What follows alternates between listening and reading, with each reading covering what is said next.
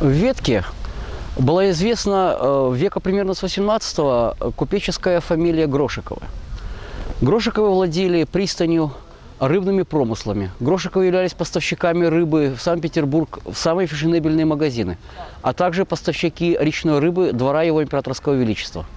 По заказу Грошикова Станислав Шабуневский в 1908 году строит так называемый доходный дом, то есть дом, который предназначен для сдачи квартиры в наем. Здесь впервые Станислав Шабуневский подходит к тому, чтобы освоить новый для него стиль модерна.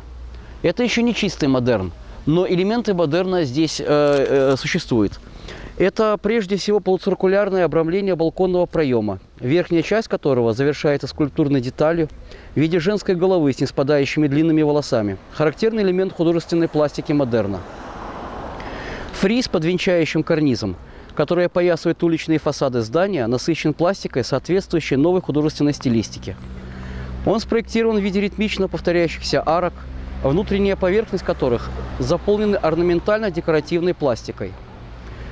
Рисунки рельефных орнаментов выполнены в виде неведомых растений, диковинных цветов.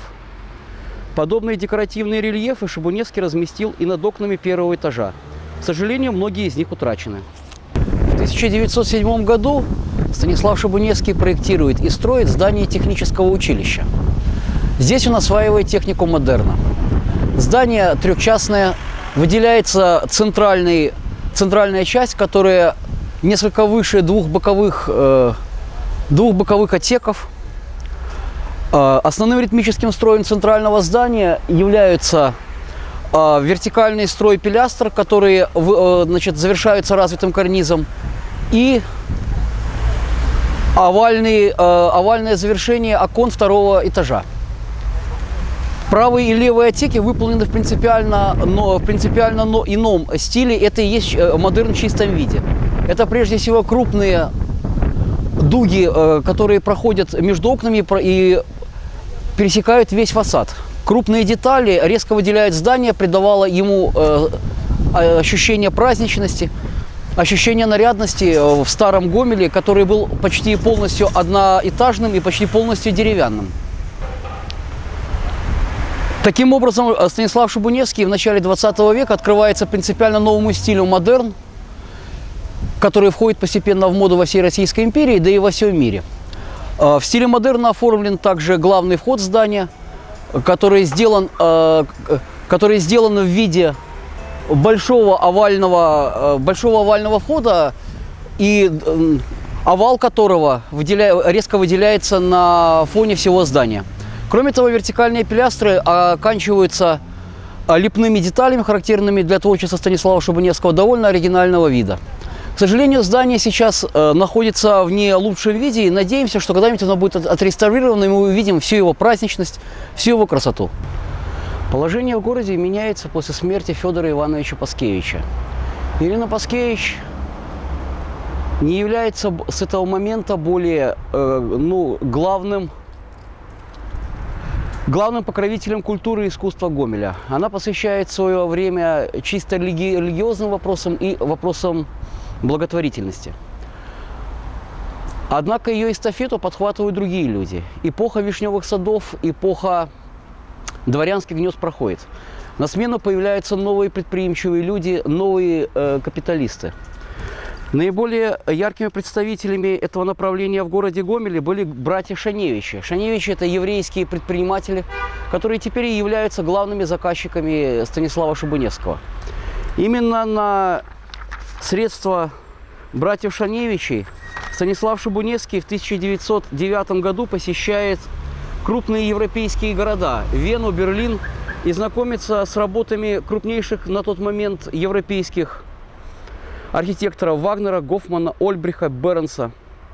Он осваивает стиль модерн. Тогдашнее представление о модерне говорило о том, что все, что непрактично, не может быть прекрасным. Однако Станислав Шабуневский не мог полностью принять модерн как чисто практическое направление в архитектуре. Все равно его произведения являются одновременно и произведениями эстетическими. В городе Гомеле остро стал вопрос об создании городского театра. Еще в начале 20 века появляется первый симфонический оркестр под руководством Захарина, появляются курсы игры на фортепиано, появляется струнный оркестр, появляются театральные труппы. Отчасти братья Шеневичи решают эту проблему, открыв небольшой частный театр. Но, тем не менее, им необходим крупный гостиничный комплекс. И в 1910 году Станислав Шабуневский проектирует гостиничный комплекс «Совой», который 1 декабря 1911 года принял своих первых постояльцев. Таким образом, огромное по своим масштабам здание было построено в рекордно короткий срок, чуть больше года. Здание гостиничного комплекса «Совой» включало в себя не только, собственно, гостиницу, но и концертный зал, театр, ресторан, бильярд, библиотеку с бесплатным читальным залом. И первый в Гомеле синематограф, то есть первый кинотеатр. Не случайно здание билетной кассы кинотеатра «Калинин», это и есть фрагмент бывшей гостиницы «Совой», не случайно именно здесь помещается администрация Центрального кинотеатра города Гомеля. Здесь и находился первый кинотеатр. Гостиница «Совой», гостиничный комплекс «Совой» представлял из себя огромное здание, занимающее целый квартал. Протяженный фасад, выходивший на Мясницкую улицу, отличался четырехчастным делением. Угловая часть имела закругление полуциркулярного очертания. Угловые полуцентрические объемы и фланкирующие параллелепипеды – вот основные художественные формы, которые применяет Станислав Шабуневский в постройке этого здания. Однако вся трагедия заключается в том, что одно из величественных построек Станислава Шабуневского до наших дней не дошло в полном объеме.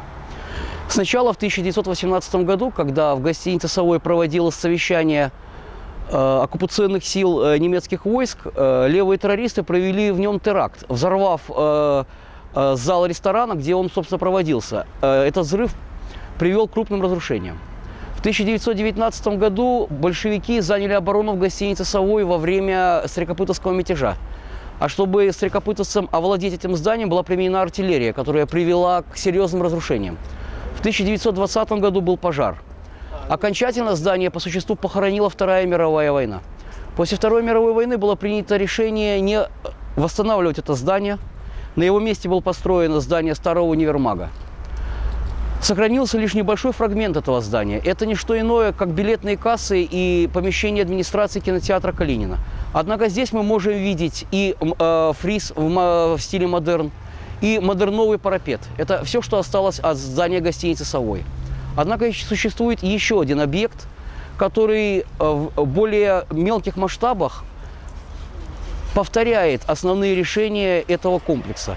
И на примере этого здания мы с вами и поглядим основные приемы, которые использовал Станислав Шабуневский в постройке гостиничного комплекса «Совой».